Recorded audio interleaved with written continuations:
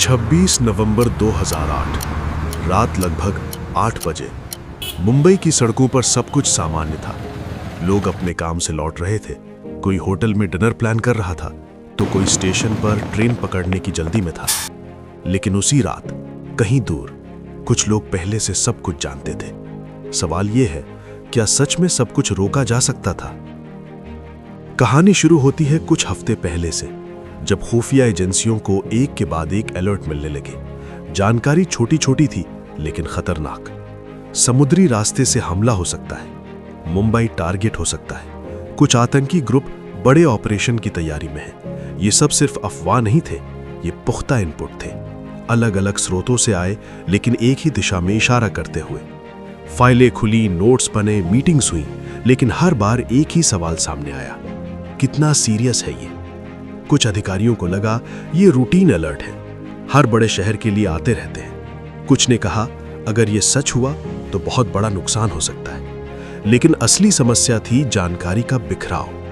एक एजेंसी के पास आधी तस्वीर थी, दूसरी के पास अधूरी कड़ी और तीसरी के पास वो हिस्सा जो अगर जुड़ जाता तो पूरी कहानी सामने आ सकती थी।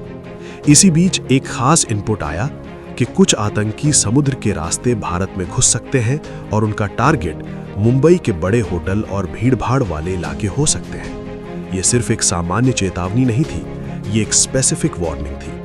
लेकिन सवाल यह है, उस चेतावनी के साथ क्या किया गया? स्थानीय पुलिस को जानकारी दी गई लेकिन बिना पूरी अर्जेंसी के। कोस्टल सिक्योरिटी को अलर्ट किया गया लेकिन संसाधन सीमित थे और ऊपर के स्तर पर यह मान लिया गया कि शायद कुछ नहीं होगा। यहीं पर एक छोटा सा गैप एक बड़ी चूक बन गया। अब 26 नवंबर की रात समुद्र में एक नाव धीरे धीरे आगे बढ़ रही थी। उसमें बैठे लोग सिर्फ यात्री नहीं थे, वो मिशन पर थे। उन्होंने रास्ते में एक भारतीय मछुआरे की नाव को रोका, उसका इस्तेमाल किया और फिर मुंबई के तट के करीब पहुंच गए। उधर शहर में कोई नहीं जानता था कि खतरा दरवाजे पर खड़ा है। और फिर अचानक गोलियों की आवाज गूंजी। छत्रपति शिवाजी टर्मिनस।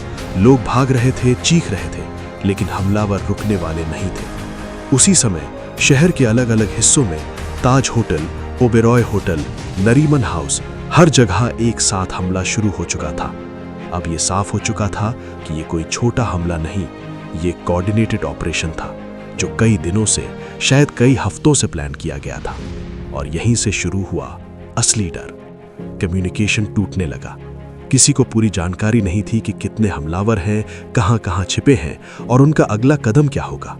देश की सबसे बड़ी शहरों में से एक अचानक एक युद्ध भूमि में बदल गया था। अब सवाल ये नहीं था कि हमला कैसे हुआ, सवाल ये था कि इसे रोका क्यों नहीं गया। क्या वो चेतावनियां जो पहले आई थीं, अगर उन्हें गंभीरता से लिया जाता तो क्या ये सब टल सकता था? क्या समुद्री रास्ते की निगरानी और मजबूत होती तो क्या वो नाव किनारे तक पहुंच पाती? क्या एजेंसियों के बीच बेहतर तालमेल होता तो क्या तस्वीर पहले ही साफ हो जाती? इन सवालों के जवाब आसान नहीं है, लेकिन एक बात साफ है, उस रात देश की सुरक्षा एक बहुत ही खतरनाक मोड़ पर खड़ी थी।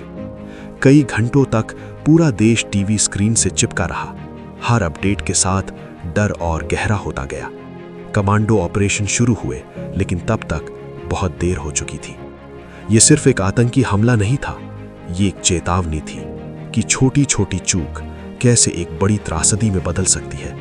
और शायद सबसे बड़ा सवाल आज भी वही है, क्या उस रात हमला अचानक हुआ था या वो धीरे धीरे हमारी आंखों के सामने बन रहा था, लेकिन हम उसे समय रहते समझ नहीं पाए।